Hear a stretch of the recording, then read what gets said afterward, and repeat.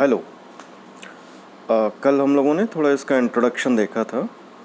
आज थोड़ा ध्यान से देखते हैं हम लोग और स्पेसिफिकली स्टार्ट करते हैं रिलेशन एंड फंक्शन। कल हम लोगों ने इसकी डेफिनेशन देखी थी रिलेशन की। अब यहाँ देखिए रिलेशन ऑन सेट क्या डेफिनेशन दी जा रही है।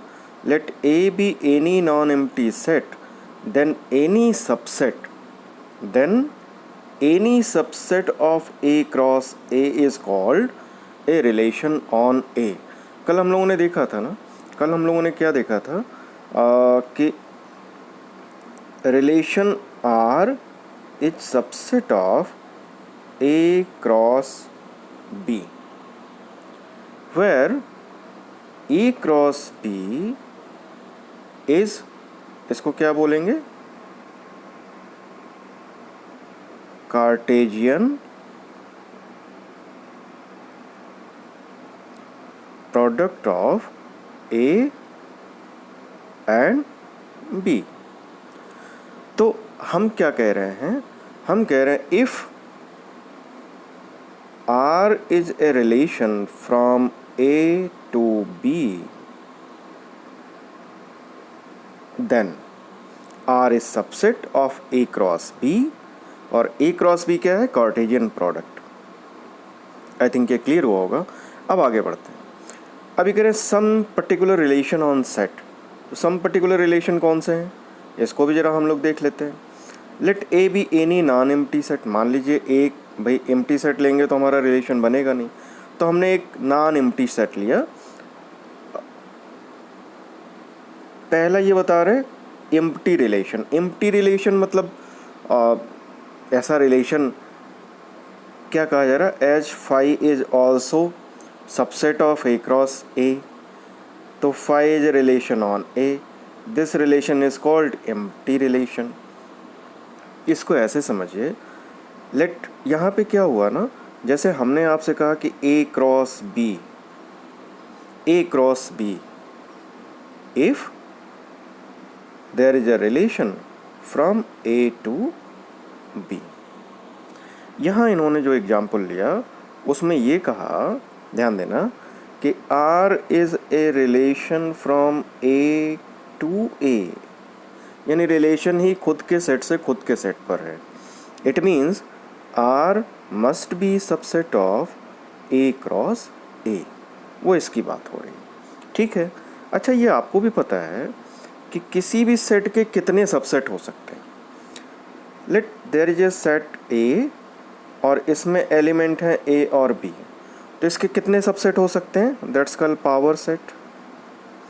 Collection of all subsets of A is called power set and it must be A फिर B फिर AB and then phi,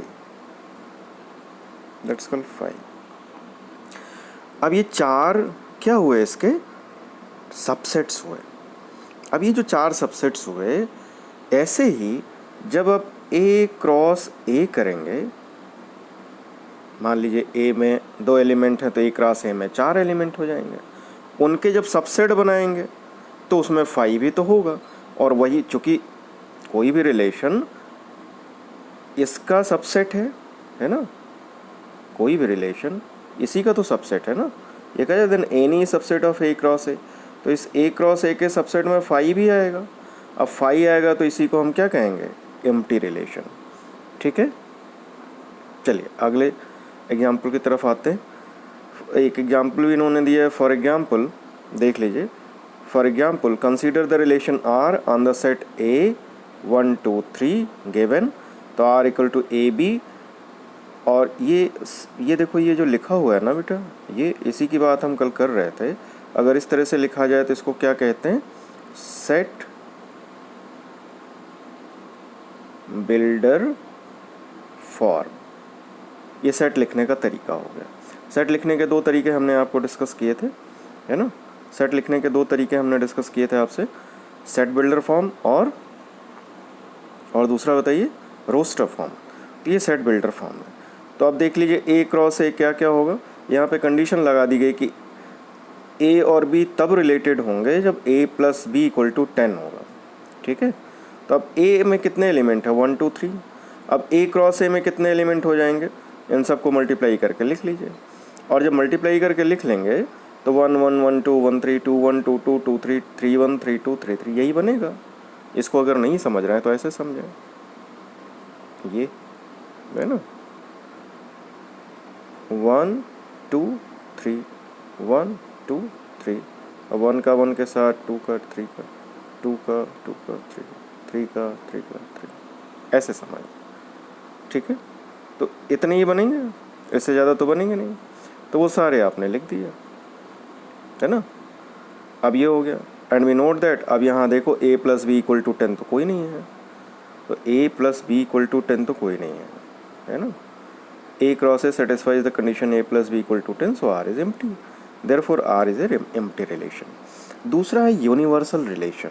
what is universal relation? a cross a is subset of a cross a, तो a cross a is a relation on a। मतलब ये a cross a जो है sorry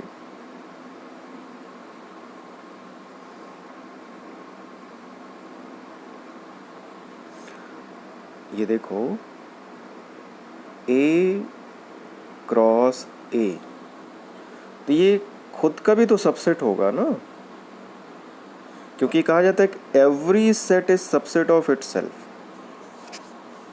ठीक है। And phi is also subset of any set. तो यही definition यहाँ भी लागू होगी। तो इसका मतलब ये हो गया कि a cross a is also, तो फाई वाला एम्प्टी रिलेशन हो गया, और self set means a cross a is subset of a cross a, ये यूनिवर्सल रिलेशन हो गया। तो that is the universal relation. And third is identity relation. The relation I A means element a is related to a, मतलब खुद से related हो, is called identity relation on. Note that identity relation every element is related to itself. Identity relation, every element is related to itself. तो ये हो जाएगा identity relation. हमारे ख्याल से ये समझ रहे होंगे, है ना। Note that in identity relation every relation is related to itself. For example with for example a 1 2 3, तो इसमें 1 1 2 2 3 3 इज द आइडेंटिटी रिलेशन। तो हम लोगों ने रिलेशन ऑन सेट देखा, empty relation, universal relation, identity relation. कुछ रिमार्क्स दिए हुए हैं। In class 11 you have been 3 ways of relation, roster form, set builder form and arrow diagram. Arrow diagram जो भी हमने आपको बताया था। Another way of representing relation A and B two non empty sets, है।